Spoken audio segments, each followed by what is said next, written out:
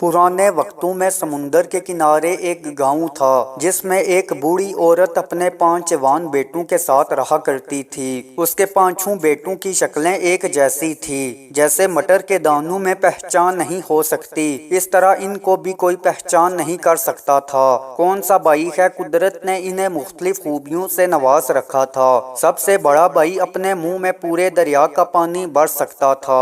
दूसरे भाई की गर्दन फौलाद जैसी थी। तीसरा भाई अपनी टांगें जितनी लंबी करनी चाहे कर सकता था। चौथा भाई आग की बेतपश बर्दाश्त कर सकता था। 5वां भाई में सलाहियत थी कि वो सांस लिए बगैर कई घंटे तक जिंदा रह सकता है। बड़ा भाई अकेला दरिया के किनारे जाता और बेशुमार मछलियां पकड़ कर घर लाता। मछलियां फरोख्त करके कैसान सामान ले आता। इस तरह सारे खानदान का वही पेट पालता था। ये सारे बहन भाई अपनी ये खूबियां किसी को नहीं बताते थे ताकि लोग इन्हें अजीब ना समझें। सारे गांव के लोग बड़े भाई की खुशामद करते कि वो इनके बच्चों को भी वो तरीका बता दे जिससे वो इतनी ज्यादा मछलियां पकड़ लेता है। वो हमेशा इन्हें ये राज बताने से इनकार कर देता। एक दिन गांव वालों की जिद के आगे उसे हथियार डालना पड़े।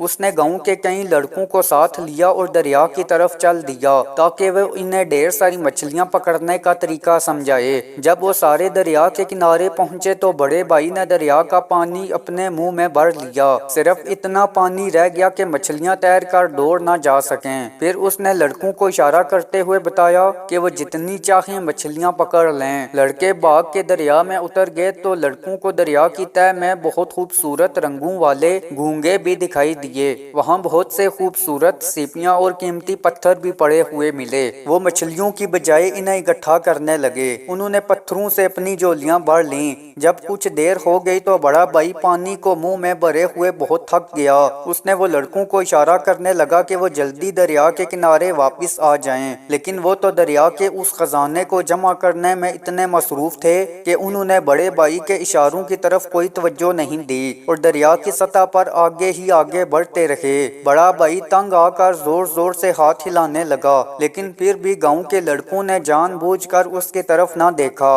आखिर जब बड़े भाई को महसूस हुआ कि वो अब दरिया का पानी मुंह में नहीं संभाल सकता तो उसने सारा पानी वापस दरिया में अंडेल दिया। गांव के सारे लड़के अपनी लालच की वजह से दरिया में डूब गए। जब बड़ा भाई घर पहुंचा और इन लड़कों के माँ बाप ने उससे पूछा कि उनके बच्चों ने कितनी मछलियां पकड़ी हैं और वो कब घर आएंगे, बड़ा भाई बहुत अफसुर्दा था। उसने पड़ोसियों को सारा वाकया सुनाया और उन्हें यकीन दिलाने की कोशिश की कि इस अफसोसनाक वाकये में उसका कोई कसूर नहीं है। उसने सबको बताया कि किस तरह ने लड़कों की मिन्नत की कि वो वापस आ जाएं, लेकिन उन्होंने उसका कहना नहीं माना। उसे मजबूरन पानी दरिया में दोबारा डालना पड़ा। वैसे भी वो इतना पानी कहीं और नहीं फेंक सकता था, लेकिन गांव वाले बहुत गुस्से में थे। उन्होंने उसकी बात पर यकीन नहीं किया।